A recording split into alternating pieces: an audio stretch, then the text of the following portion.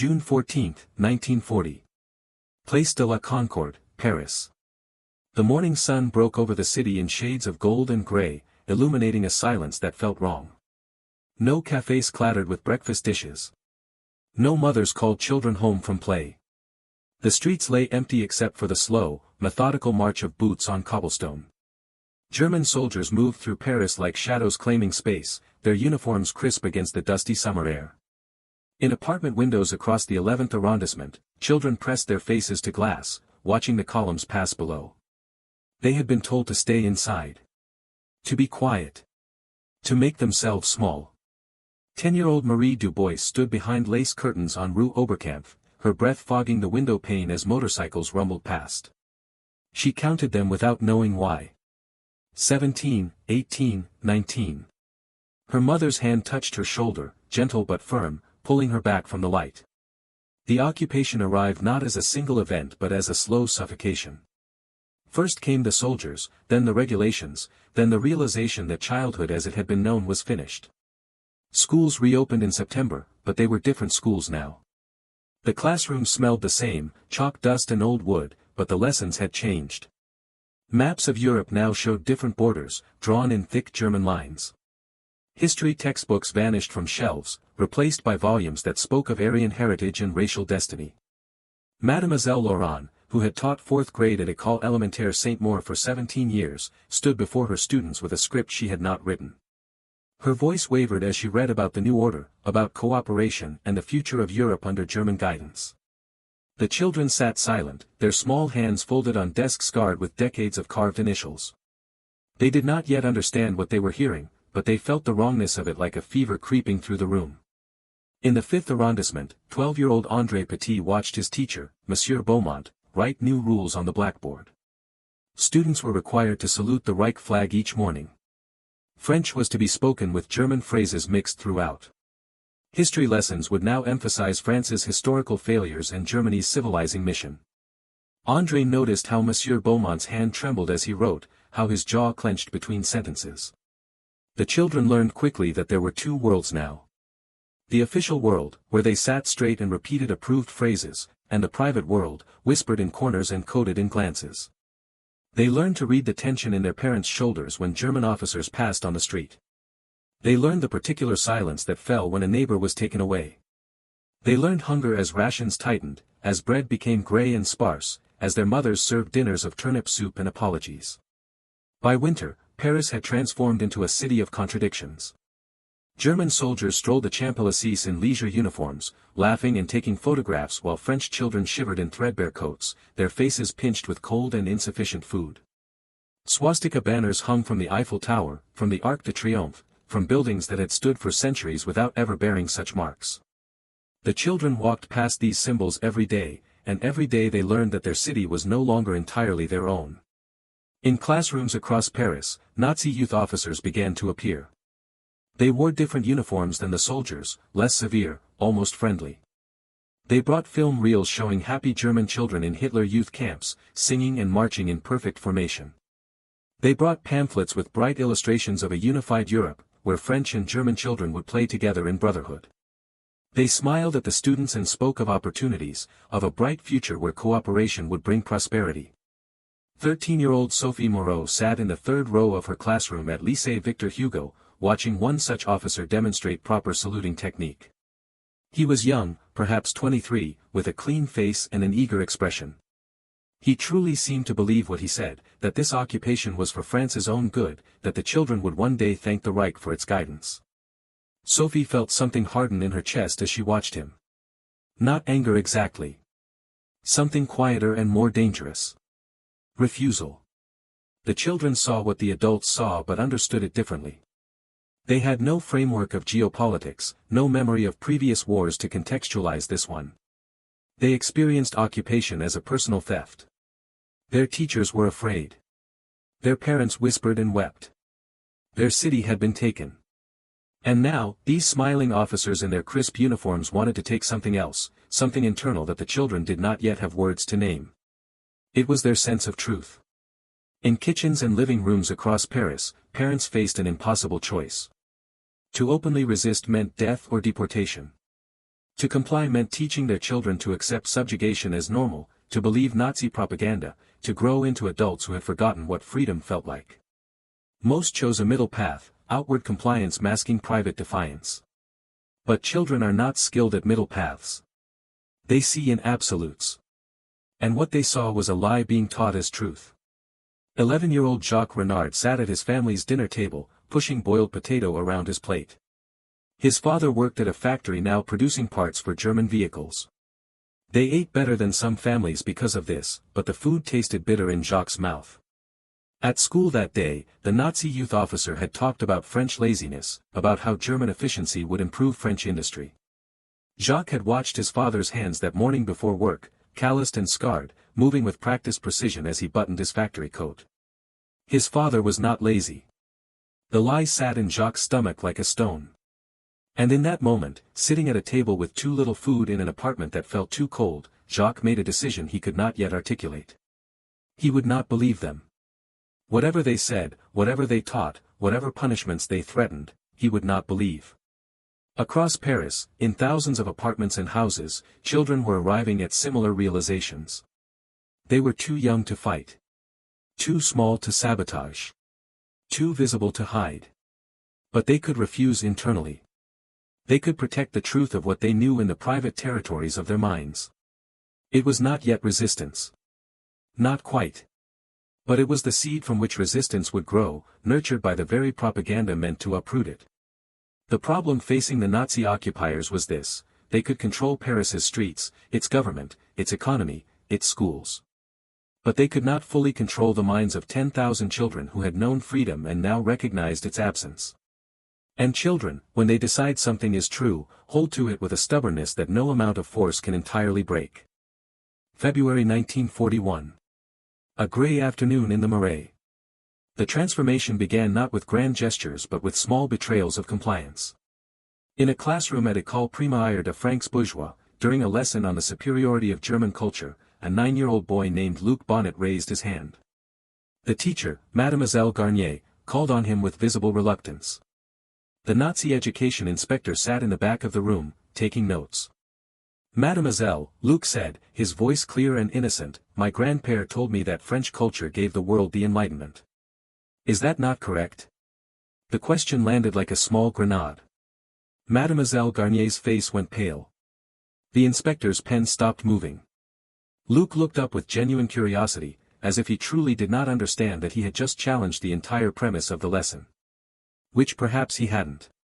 Or perhaps he had, and was clever enough to disguise rebellion as childish confusion. The inspector made a note. Mademoiselle Garnier stumbled through an explanation about historical revisionism. Luc nodded, as if satisfied, and said nothing more. But around him, other children sat a little straighter. They had watched an adult squirm under a simple question, and learned something valuable. Questions could be weapons. It started spreading through schools like a quiet infection. Children began asking questions that seemed innocent but cut at the foundations of Nazi ideology. In history class, if the Aryans are superior, why did the Romans conquer the Germanic tribes? In science, didn't Madame Curie, who was Polish, win the Nobel Prize for her discoveries? In geography, if German efficiency is greatest, why is France's agricultural system more productive per hectare? The children did not coordinate these questions. No underground network organized them. They simply listened to what they were being taught, compared it to what they knew to be true, and asked for clarification. The beauty of this resistance was its deniability. They were children. They were supposed to ask questions. And yet, each question was a small refusal to accept the lie. Teachers found themselves in impossible positions. To answer honestly meant contradicting Nazi curriculum. To answer dishonestly meant degrading themselves before students who knew better.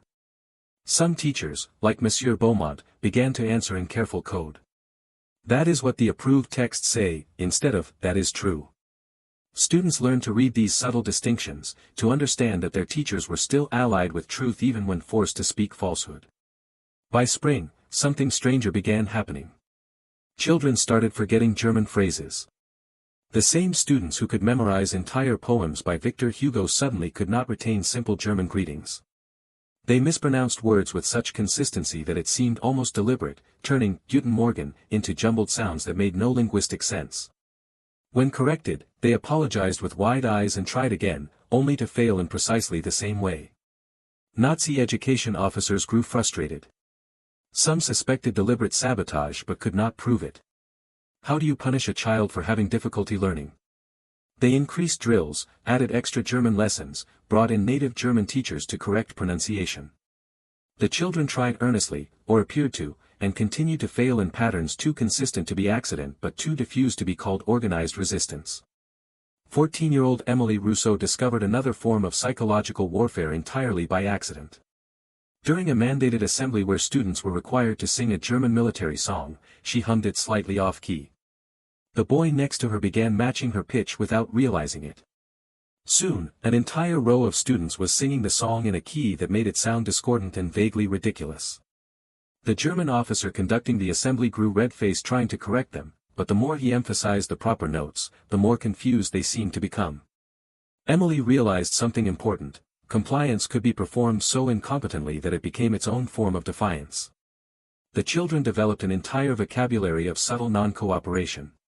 When asked to draw pictures celebrating Franco-German friendship, they produced technically correct images drained of any warmth or joy. Stick figures with neutral expressions. Buildings drawn with precise lines but no life. The assignments were completed, but they radiated a cold emptiness that no amount of official approval could hide. In schoolyards during recreation, children invented new games. They played passport control, where one child would demand papers from another in an exaggerated German accent while others dramatically pretended to be afraid. It looked like innocent play, but it was mockery dressed as imitation. German soldiers occasionally walked past and smiled at the children's games, not realizing they were the subject of subtle ridicule. The transformation deepened as children discovered the power of deliberate literalism. When told to write essays about the greatness of the Reich, 12-year-old Pierre Laval wrote 3 pages describing the architectural greatness of Reich buildings in Berlin, based entirely on German propaganda photographs, without ever mentioning German people, culture, or values. His essay received high marks because it technically fulfilled the assignment while saying absolutely nothing of substance. Teachers began to recognize these strategies and, when Nazi inspectors were not present, would occasionally allow the briefest smile to crack their composed faces. A moment of eye contact between teacher and student that said, "I see what you are doing. Continue." The children also developed elaborate systems of counter-education. In the spaces between official lessons, during walks home from school, in whispered conversations in apartment stairwells, they taught each other the history being erased. 13-year-old Marcel Vincent became known for his ability to recite entire passages from forbidden textbooks. He had memorized them before they were confiscated, and now shared them with younger children like contraband treasure. Joan of Arc was French, Marcel would whisper to a small audience behind the school building. She fought against occupation. She was burned for it, but she never surrendered. The children listened with an intensity they never showed during official lessons, absorbing these fragments of suppressed history like water in drought. By summer 1941, the transformation was complete. The children of Paris had learned to live in 2 realities simultaneously. Outwardly, they attended mandatory Hitler Youth meetings organized by the occupation authorities. They saluted flags they did not respect. They repeated phrases they did not believe. But inwardly, they had constructed a fortress of refusal that no amount of propaganda could penetrate. The Nazis had wanted to create a generation of French children who would grow into adults accepting of German dominance. Instead, they had created thousands of small resistors, each one holding fast to a private truth, each one perfecting the art of appearing compliant while being anything but. It was resistance without violence. Rebellion without confrontation.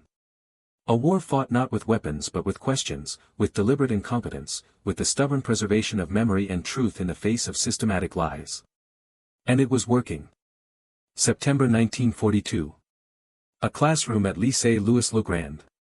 The consequences of this psychological resistance revealed themselves slowly, like symptoms of a disease the occupiers could not diagnose. German education authorities began receiving reports of a disturbing pattern. French children were performing adequately in mathematics and science, subjects with objective answers, but failing spectacularly in history, geography, and German language studies. The failure rate was too consistent across too many schools to be coincidental, yet too varied in its manifestations to be organized sabotage. 16-year-old Anne-Marie Leblanc sat in German class, her face a mask of concentrated effort, producing the most grammatically confused sentences her teacher had ever read. She conjugated verbs in impossible tenses, mixed declensions with abandon, and constructed phrases that technically contained German words but meant nothing. When corrected, she nodded earnestly, took careful notes, and produced equally nonsensical work the next day. Her teacher, Herr Schmidt, had taught for 12 years in Berlin before being assigned to Paris. He knew the difference between struggle and sabotage. But how could he prove that this earnest girl with her detailed notes and apologetic expressions was deliberately destroying his language? He could not.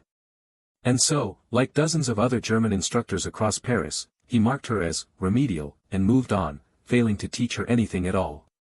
The psychological cost to Nazi education officers was significant.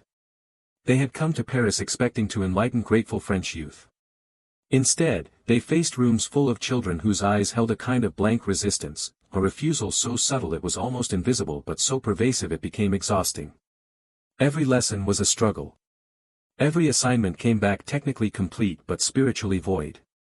The officers began to dread entering classrooms, knowing they would spend the next hour trying to teach students who seemed capable of learning anything except what they were being taught. Some officers snapped.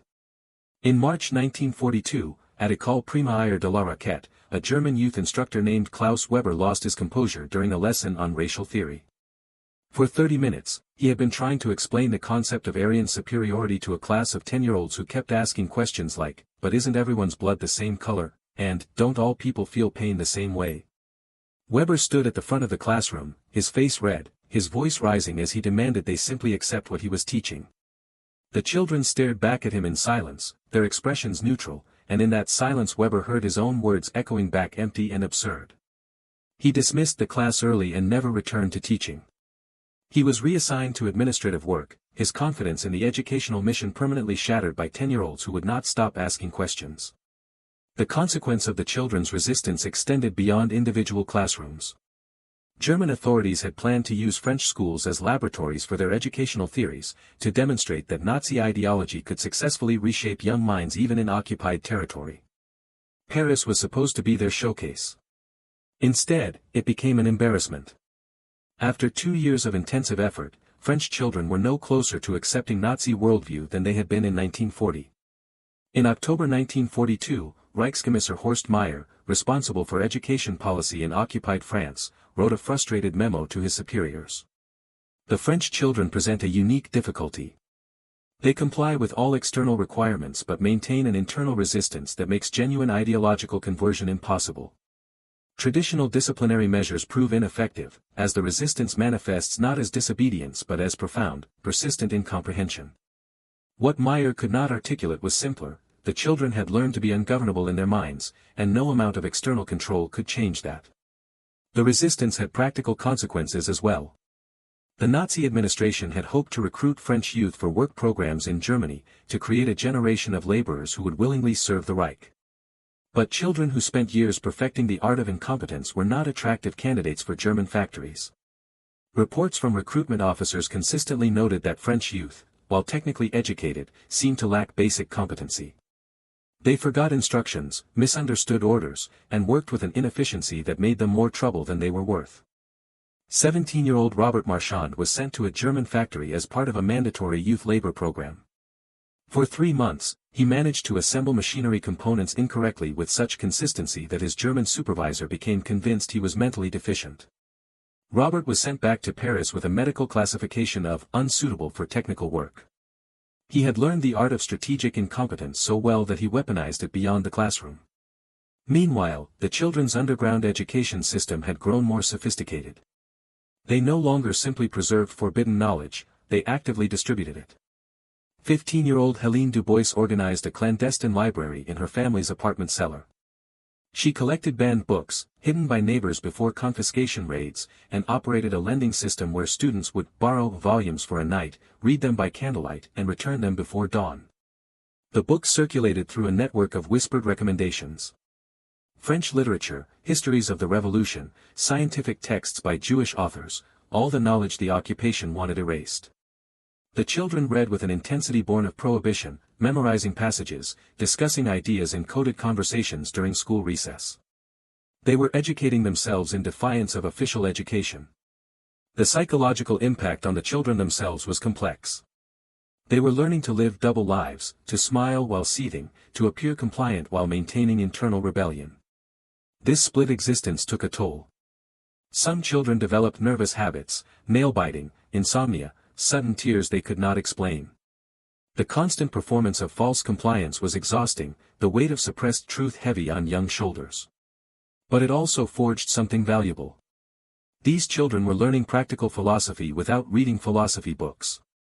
They were understanding that truth exists independently of power's proclamation. That conforming externally does not require believing internally. That resistance is not always violent, sometimes it is simply refusing to forget what you know to be true. 14-year-old Simone Laurent wrote in her diary in November 1942, "Today her brawn told us the French are naturally inferior. I raised my hand and asked if Mozart, who was Austrian, not German, counts as Aryan superiority or Austrian superiority. He got angry and said I was being disrespectful. But I wasn't. I was genuinely confused by the logic. Papa says confusion is the most honest response to contradictions. I think Papa is right." The Nazis had wanted to use schools to create compliant French subjects. Instead, they had created a generation that questioned everything, that saw through propaganda, that practiced resistance as a daily discipline.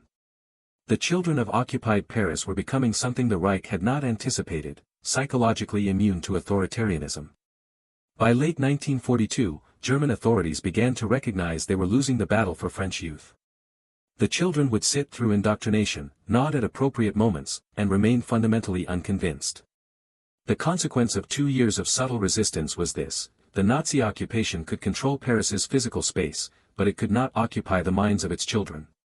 And children grow into adults who remember. January 1943. The edge of winter in Paris. The psychological resistance evolved from passive refusal into something more deliberate. The children had learned that their incompetence frustrated occupiers, now they began to systematize it, to turn individual acts into collective strategy. It started at Lycée Henri IV, where 17-year-old Jean-Paul Sartre, no relation to the philosopher, but a boy who would have appreciated the coincidence, organized what he called the Campaign of Errors. The principle was simple: every written assignment would contain one significant factual mistake about Nazi ideology, German history, or occupation policy. The errors would be subtle enough to seem accidental but consistent enough to be troubling. If 20 students in a class each made one different mistake in their essays, the cumulative effect was an entire body of work riddled with minor falsehoods, each of which the German instructors felt compelled to correct. The beauty of this strategy was its sustainability. The instructors could not punish students for making mistakes, that was ostensibly why they were there, to teach. But correcting 20 different errors in 20 different essays, then seeing those same students make 20 new errors the next week, was psychologically exhausting. It turned teaching into an endless battle against willful misunderstanding. By March 1943, Herr Gottfried, the head German education inspector for the 6th arrondissement, was spending 3 hours each evening correcting papers. His hand cramped from writing corrections. His head ached from parsing deliberately confused syntax. He began to hate these French students with their innocent faces and their impossible stupidity. He did not realize that their stupidity was the most sophisticated form of resistance he would ever face. The children's tactics expanded.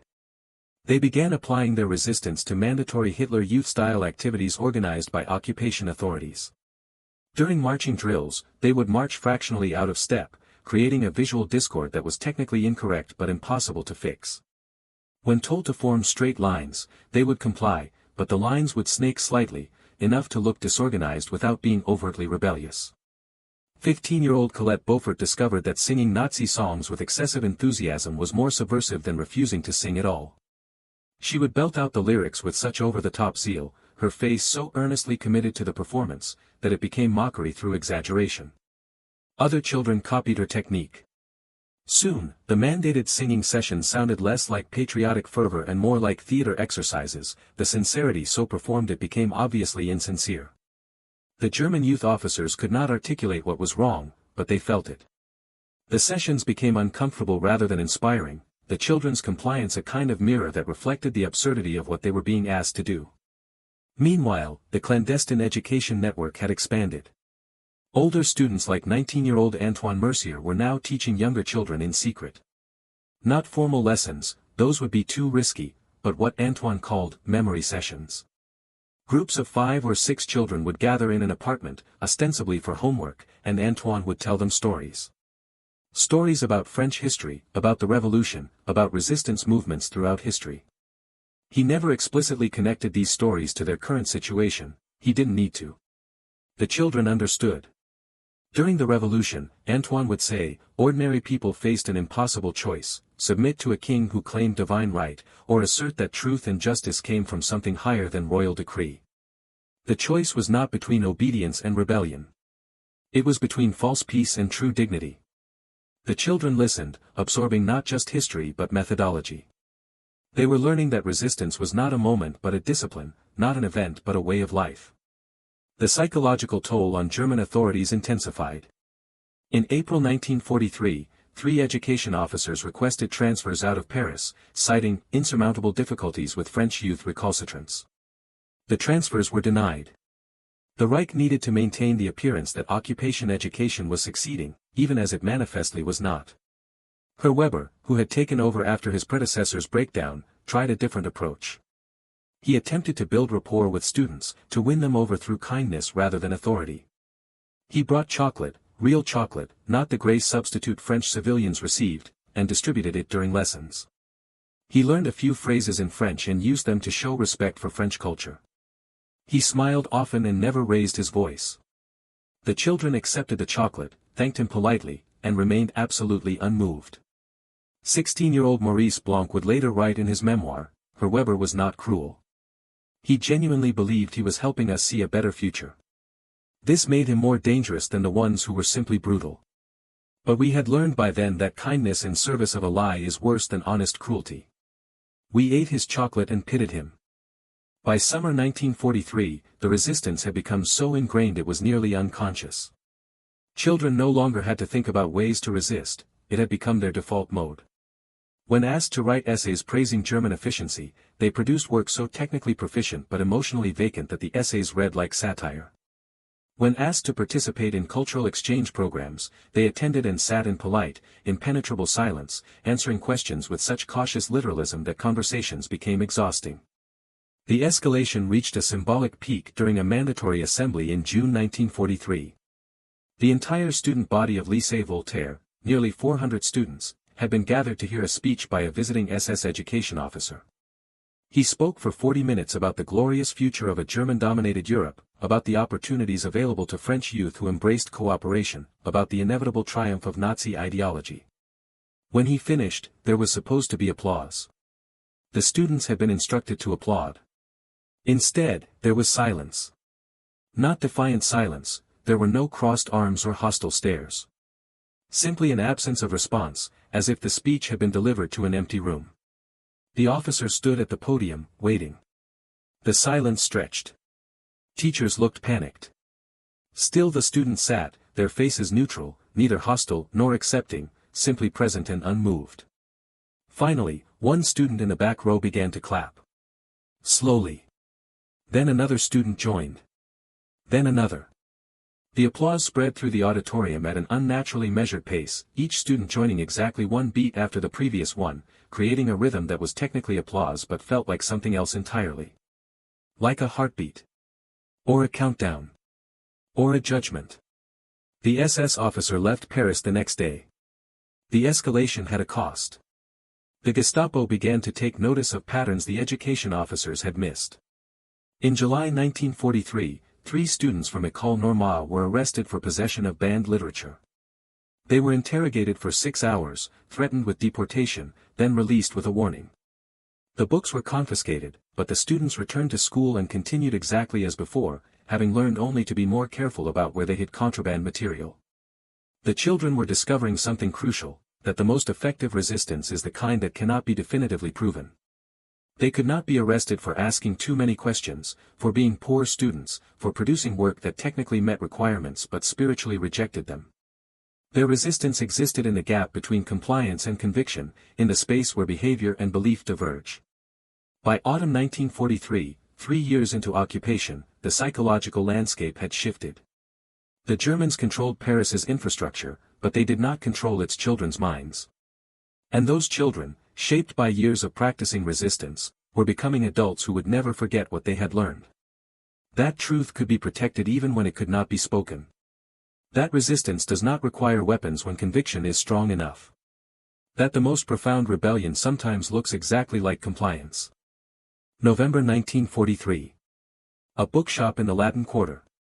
What began as individual resistance had evolved into something resembling infrastructure. The children had discovered each other, recognized fellow resistors by subtle signs, a certain tone when repeating Nazi phrases in class, a particular way of failing German language exams, a look that lingered too long on forbidden ideas. Without formal organization, a network emerged, built on trust developed through years of shared silent defiance.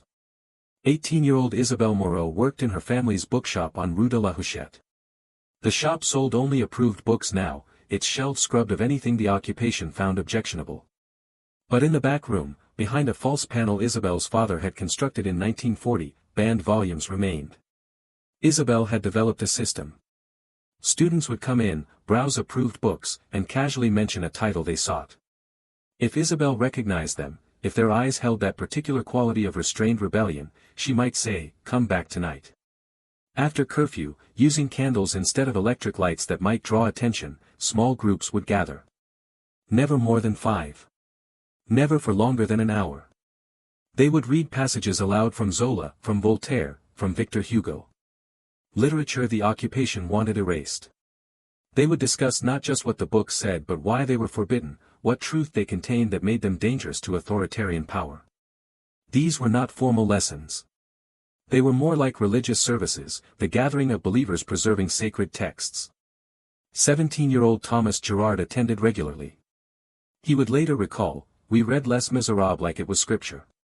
Every passage about justice and human dignity felt like coded instructions for our own lives." When Hugo wrote about the moral imperative to resist oppression, we understood he was speaking across time to us. The network spread through family connections and careful recommendations.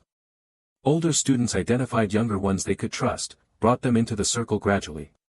The selection process was instinctive rather than formal. You knew a potential member by how they responded to propaganda, by the questions they asked in class, by something in their eyes that indicated they were still thinking independently. By winter 1943, dozens of these small cells existed across Paris. They did not communicate with each other, that would be too risky, but they operated on similar principles. Preserve forbidden knowledge. Support each other's resistance. Never give the occupation the victory of genuine conversion. The psychological support was perhaps more important than the intellectual education. Living a double life was exhausting. The constant performance of false compliance, the permanent split between outer behavior and inner conviction, created stress that manifested in insomnia, anxiety, sudden anger. The gatherings provided space to be honest, to drop the mask, to speak the truth they had to suppress everywhere else. 16-year-old Dominique Laurent attended a session at Isabelle's bookshop in December 1943. She had been struggling with nightmares, dreams where she forgot which reality was real, where she started believing the lies she repeated in class. At the gathering, she finally spoke about it, her voice breaking. The others understood immediately. They had felt it too, that terrifying possibility that the mask might become the face, that pretending compliance might gradually become actual compliance. "The lies are designed to do this," said Antoine, who ran one of the underground teaching sessions. "They want you to forget there is truth beneath the performance. Coming here, reading these books, speaking honestly with each other, this is how we remember who we are." The networks also served practical purposes. Students shared strategies for resistance, compared which tactics worked in which situations. They warned each other about particularly dangerous Nazi officers, about Gestapo informants, about teachers who had genuinely converted to collaboration. Information flowed through whispered conversations in stairwells, through notes hidden in returned library books, through coded phrases exchanged during school recess. 19-year-old Philippe Renard had developed a technique for distributing banned literature. He worked as a bicycle courier, delivering parcels across Paris. Inside some parcels, hidden between layers of approved goods, he carried forbidden books. The recipients were always students, carefully vetted, who would read quickly and pass the books along. A single volume might circulate through 20 pairs of hands in a month before being returned to its hiding place. Philippe never met most of the students he served. He knew them only as addresses, as trusted names in a chain of readers. The anonymity was protection. What you didn't know, you couldn't reveal under interrogation. But it also created something beautiful, a community of readers connected not by personal relationship but by shared commitment to truth. The Gestapo knew something was happening but could not effectively combat it. They conducted raids on homes, arrested students on suspicion, interrogated them about underground activities.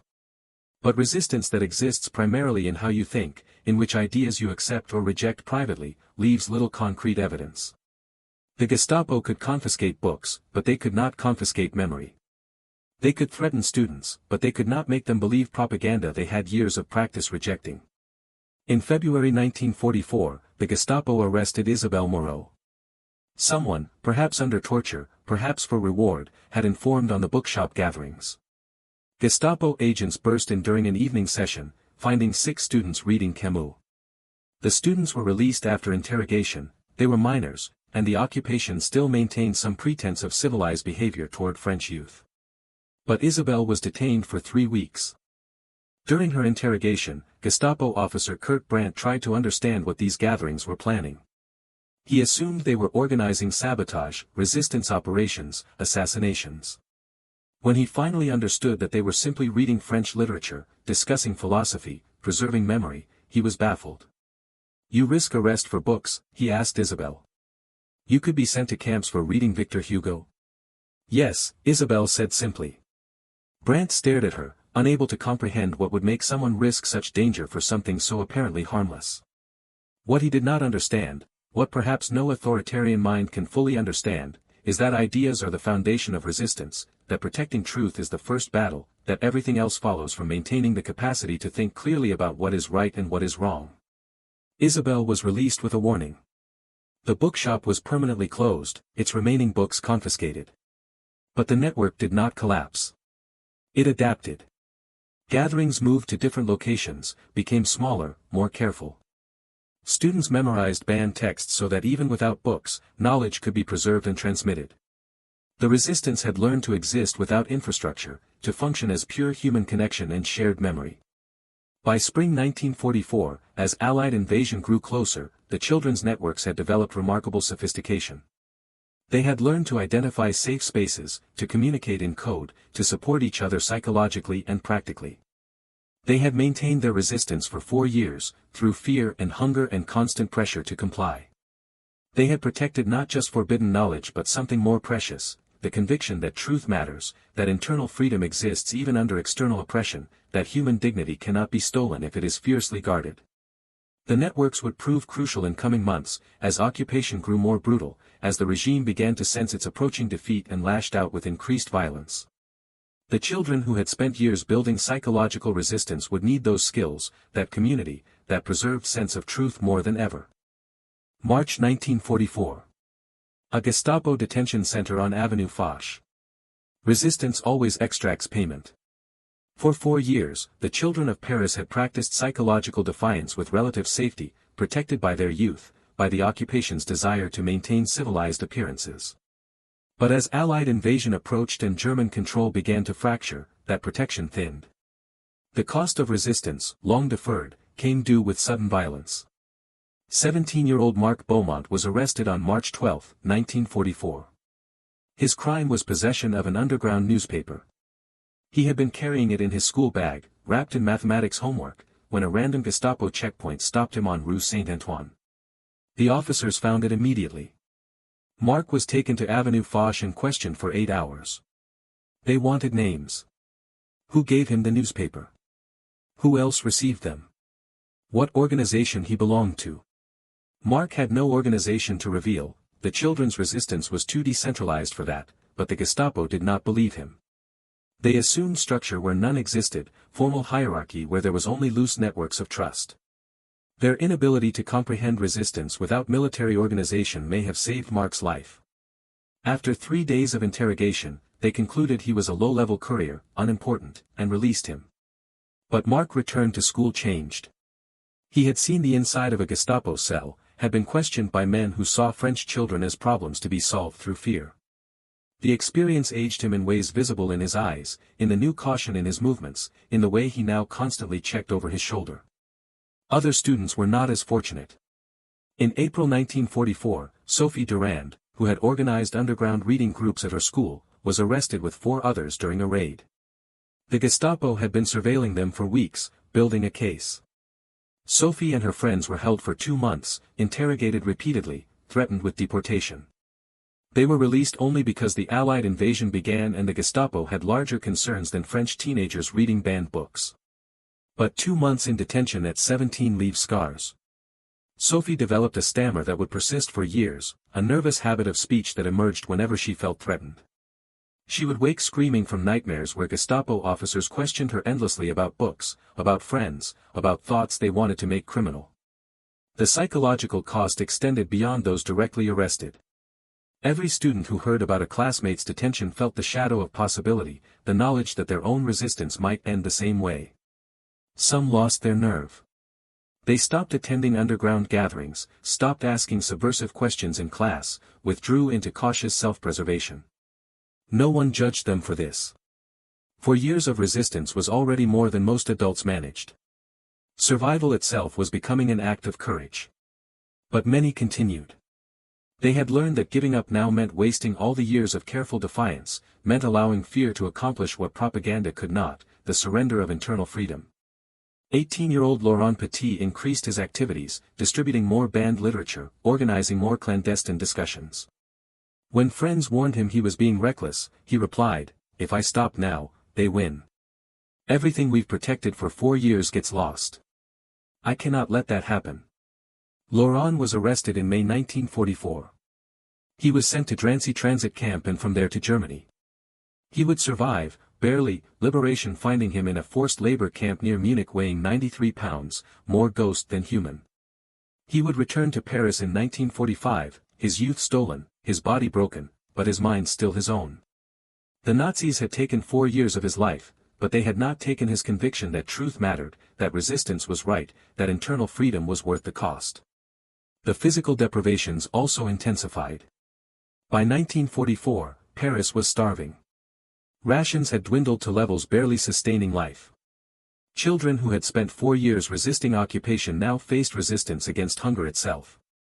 Many became malnourished, their bodies consuming themselves to survive.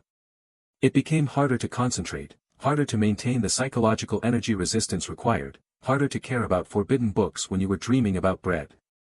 15-year-old Claudine Moreau wrote in her diary in April 1944, "Today in class I fell asleep during the propaganda lecture.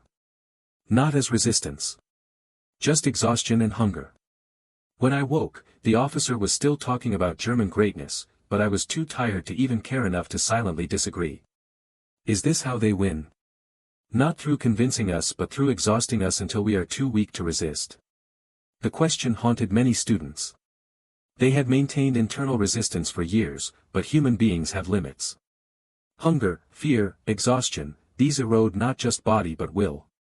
Some students who had been stalwart resistors found themselves simply going through motions, their rebellion becoming mechanical, their convictions numbed by deprivation. Yet even in this extremity, the networks held.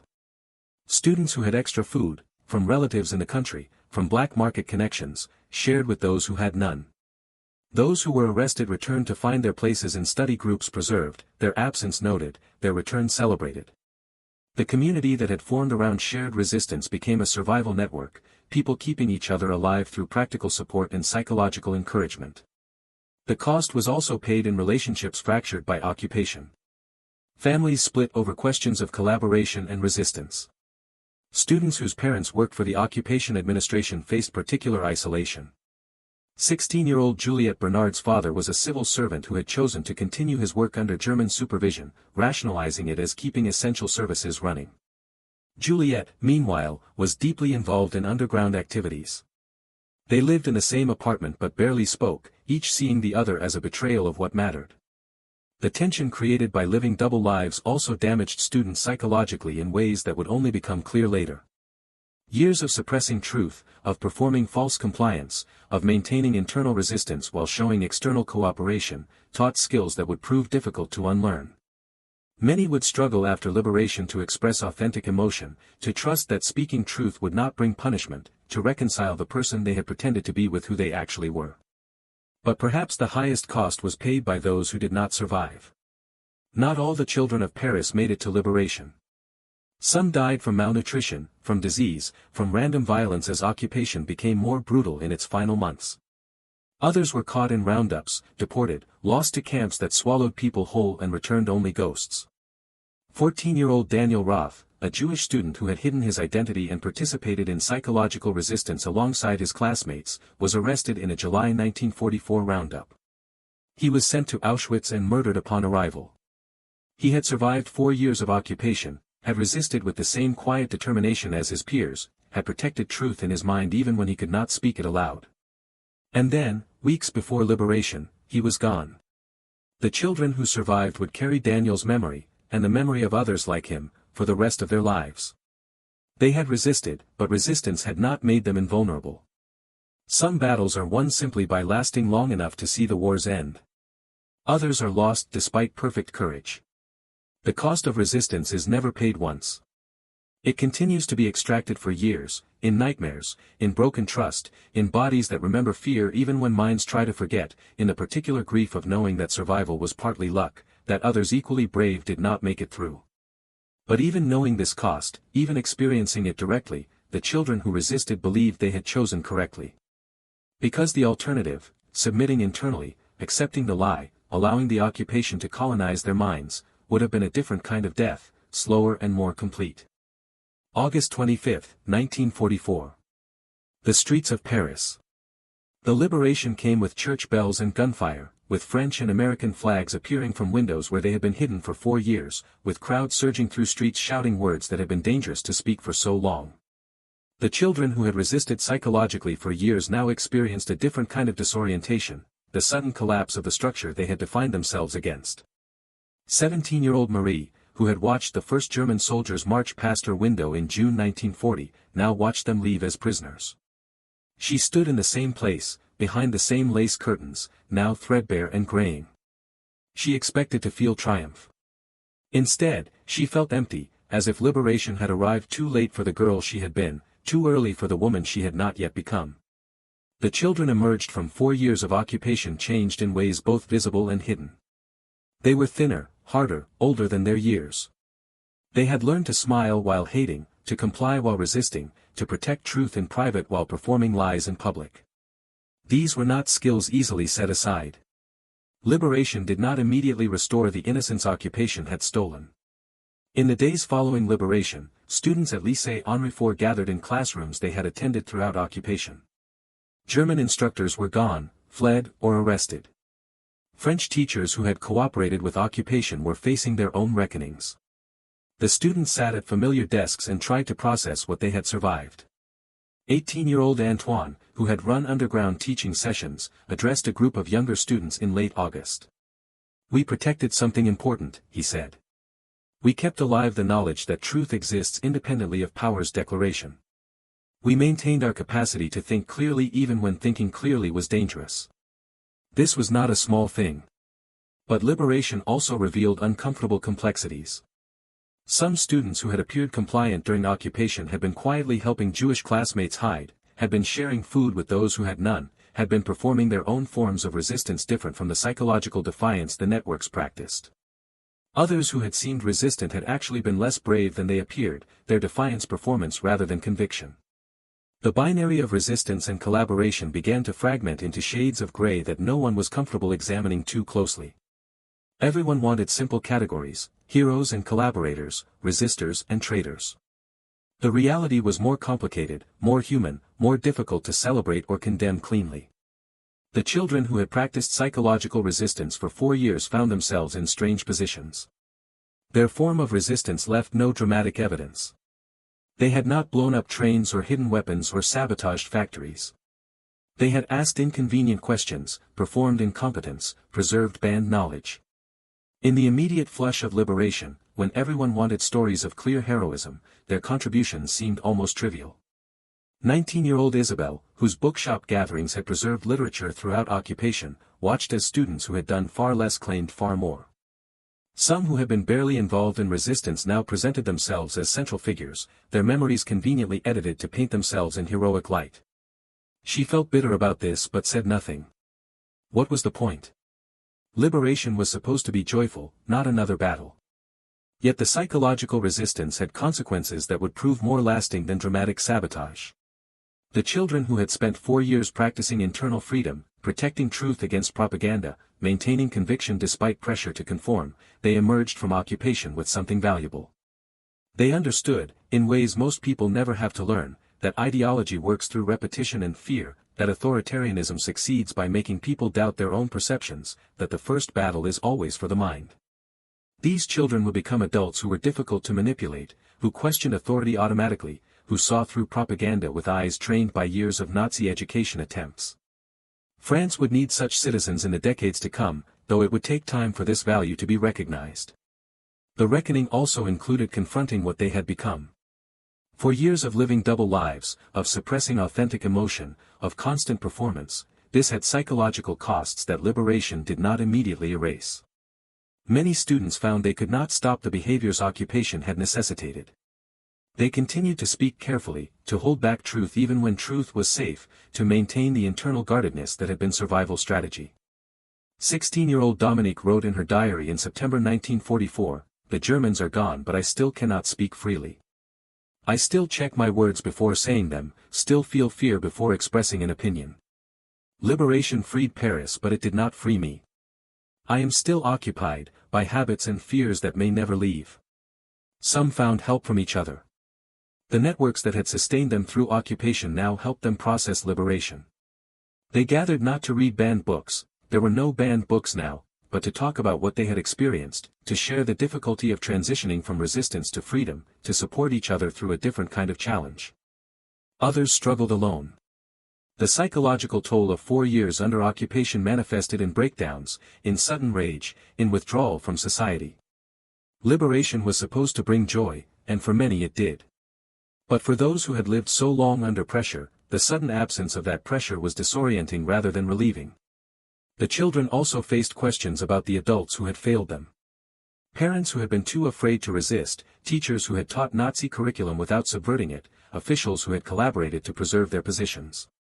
The children had done what adults should have done, had protected truth when those with power to speak it remained silent. This created a strange inversion of authority, a loss of respect for adults that would shape relationships for years. Yet there was also unexpected gratitude. Some teachers who had seemed complicit during occupation revealed that they had been carefully subverting curriculum, had been protecting students in subtle ways, had been practicing their own forms of resistance more carefully hidden than the children knew. These revelations complicated the narrative, made judgment less clear, restored some faith in adult integrity. By autumn 1944, as Paris began rebuilding, the children who had resisted psychologically faced a new challenge, returning to normal life when they were no longer normal children. They had experienced things that made ordinary concerns seem trivial. They had learned lessons about human nature, about power, about truth and survival that they could not unlearn. Some thrived in this new reality. They went to university, became teachers, writers, activists. They channeled what they had learned during occupation into constructive work, building a France that would be harder to occupy again. Others struggled for decades, never quite recovering the lightness that childhood should have had, carrying occupation's weight through lives that never felt entirely free. But all of them, successful or struggling, carried forward the knowledge that psychological resistance is real resistance, that protecting truth in your mind when you cannot speak it aloud is a form of courage, that internal freedom is the foundation of all other freedoms. They had been children when occupation began. They emerged from it as something else, witnesses to the fact that even under complete external control, human beings can maintain internal autonomy. That minds can remain free even when bodies are occupied. That truth protected in private eventually finds its way back into public space. This was their contribution to liberation, invisible but essential. June 2002. A classroom at École Primaire Saint-Maur, Paris. 78-year-old Simone Laurent stood before a class of 10-year-olds, invited to speak about her experience during occupation. She had been 14 when Paris fell, 18 at liberation. She had been part of the psychological resistance, one of the children who protected truth through 4 years of propaganda and pressure. The children before her now lived in a different France, in a Europe where Nazi occupation was history, distant and incomprehensible. They knew the war from textbooks, from films, from memorials. They could not imagine what it meant to live under authoritarian control, to have every word monitored, every thought potentially dangerous. Simone had debated what to tell them. The dramatic stories were easier to communicate: sabotage, rescues, narrow escapes. But she had decided to tell the truth, even if it seemed less cinematic. She told them about asking questions. About performing incompetence. About preserving banned books. About the daily, undramatic practice of refusing to believe what they were told to believe. We did not blow up buildings, she said.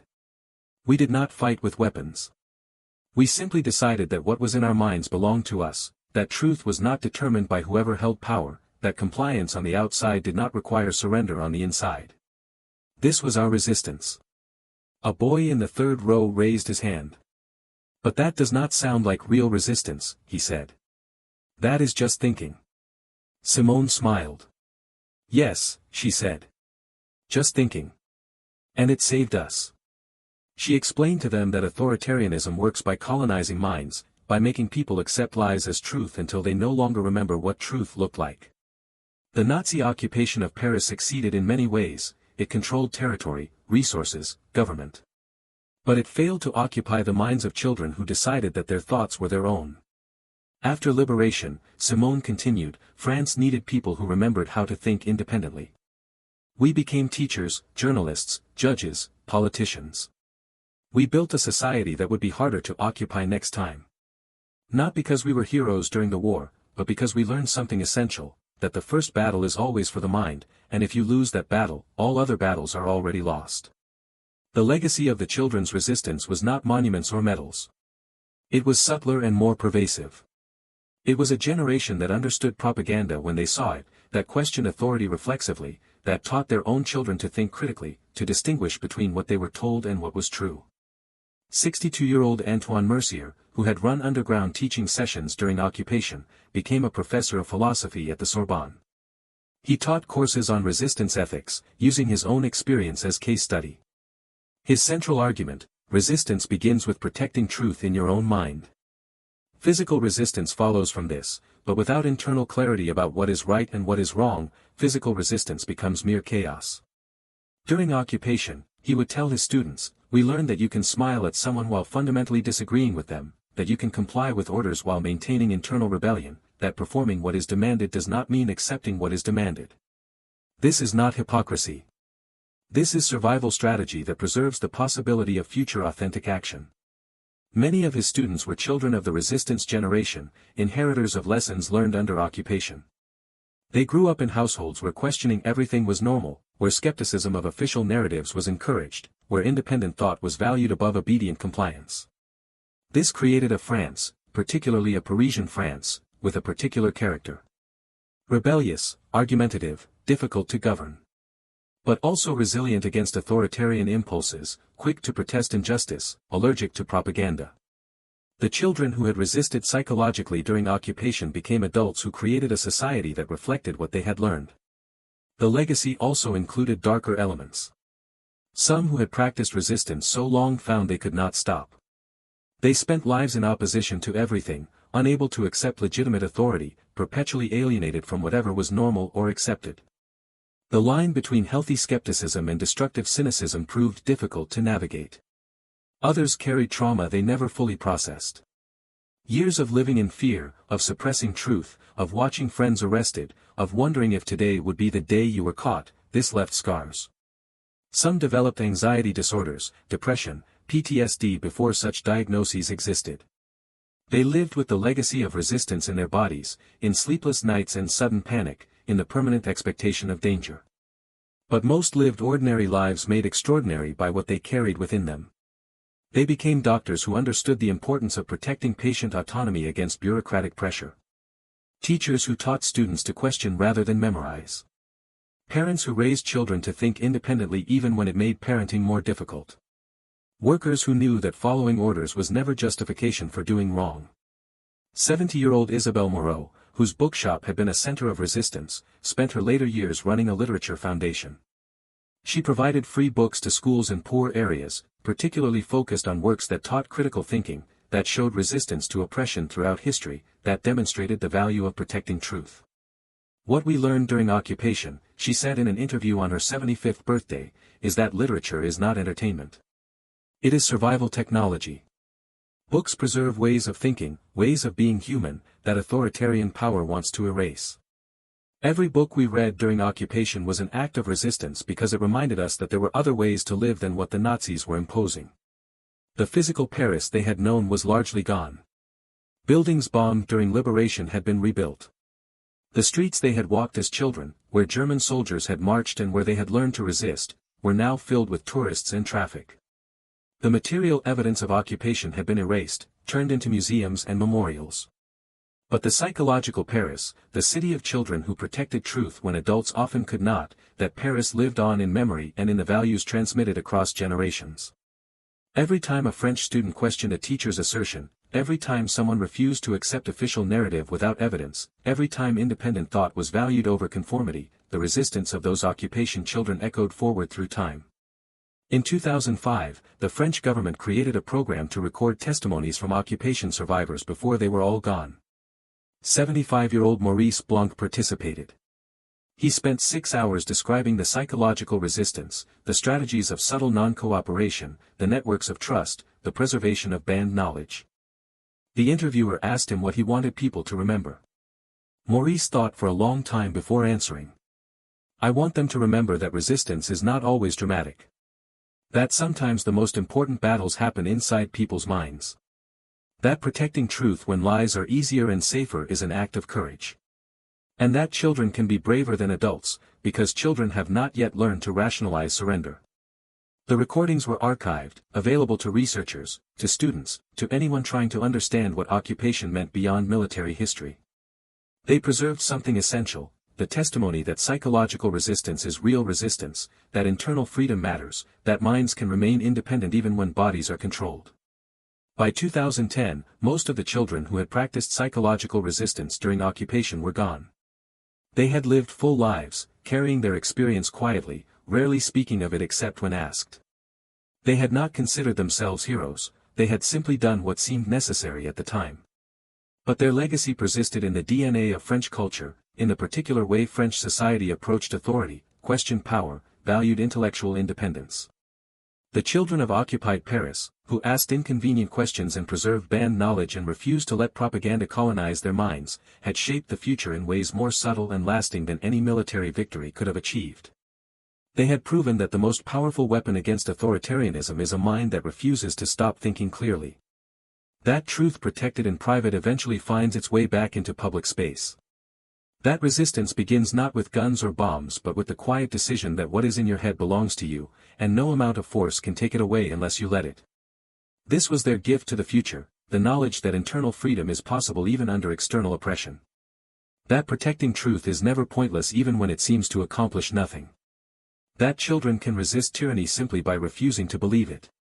And that sometimes, the quietest resistance echoes longest through history. The streets of Paris in the 21st century show no visible scars from occupation. Tourists photograph the Eiffel Tower without thinking of the swastika that once hung from it. Cafés bustle with conversation that would have been dangerous 70 years ago. The city has moved forward, as cities must. But in certain schools, in certain families, in certain conversations between those who know history not as abstraction but as lived experience, the memory persists. The children of occupied Paris taught a lesson their grandchildren now carry, that the battle for truth is never fully won and never entirely lost, that each generation must practice the same vigilance, ask the same inconvenient questions, refuse the same comfortable lies. The occupation ended in 1944. The resistance it taught continues. Not in monuments or medals, but in minds that remember that thinking clearly is not a luxury but a responsibility, that internal freedom is the foundation of all other freedoms, that truth belongs to those who protect it even when protection seems futile. This is what the children of occupied Paris left behind, not a single dramatic story, but thousands of small ones, each teaching the same lesson.